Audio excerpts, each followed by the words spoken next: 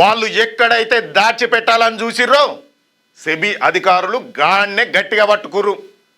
అసలు ఈ రాజేష్ ఎక్స్పోర్ట్స్ నడిపించిన అసలు మాయ అంతా వాళ్ళ విదేశీ బ్రాంచీలలోనే ఉందని సెబీ కనిపెట్టింది. వాళ్ళు చూపెట్టిన లక్షల కోట్ల రాబడిలా 98% దాకా విదేశీ అనుబంధ కంపెనీల నుండే వచ్చినట్టు లెక్కలలో రాసుకున్నారు.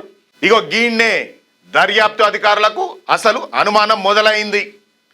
విదేశాలలో వీళ్ళకు మస్తు కంపెనీలు ఉన్నా అందులో స్విట్జర్లాండ్లో ఉన్న వాల్కాంబీ ఎస్సీ అనే బంగారు శుద్ధి కంపెనీ అసలు కీలకమని చెప్తాండ్రు. 2015లో ఈ వాల్కాంబీని కొనుగోలు చేసినాకనే ఈ కంపెనీ రేంజ్ పెరిగిందని బిల్డప్ ఇచ్చిర్రు. కానీ గీన్నే పెద్ద చిక్కుముడి దాగి ఉన్నది. స్వతంత్రంగా పనిచేసే ఆడిటర్లు స్విట్జర్లాండ్ పోయి వాల్కాంబీ లెక్కలు చూస్తే దిమ్మ తిరిగే నిజం బయటపడ్డది. వాల్కాంబీ అసలు ఆదాయం కొన్ని వందల కోట్లలో ఉంటే దాని మాతృ సంస్థ అయిన గ్లోబల్ గోల్డ్ రిఫైనరీస్ పేరు మీద లక్షల కోట్లు ఎట్లా ఆదాయం వచ్చిందని సెబీ సూటిగా అడుగుతోంది. ఇక ఈ స్కామ్కు తెలంగాణకున్న సంబంధం ముచ్చట చూస్తే 2022 జూన్ నెలల ఇదే కంపెనీతోని అప్పటి ఐటీ శాఖ మంత్రి కేటీఆర్ ఒక ఒప్పందం కుదుర్చుకుండు.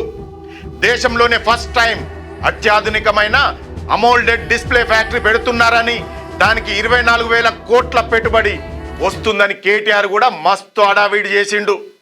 తెలంగాణకు ఇదొక గొప్ప రోజని ట్విట్టర్లో రాసుకొచ్చిండు. ఇప్పుడు చూస్తే లోపల గింత పెద్ద భాగోతం ఉన్నదా?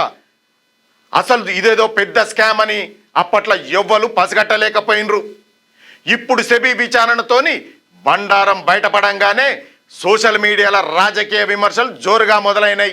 ఏ ట్రాక్ రికార్డ్ చూసి గన్ని వేల కోట్ల ఎంఓయు కుదుర్చుకున్నారని బీఆర్ఎస్ను రాజకీయ నాయకులు అడుగుతాండ్రు. దీనికి బీఆర్ఎస్ వర్గాలు కూడా గట్టిగానే కౌంటర్ ఇస్తున్నాయి.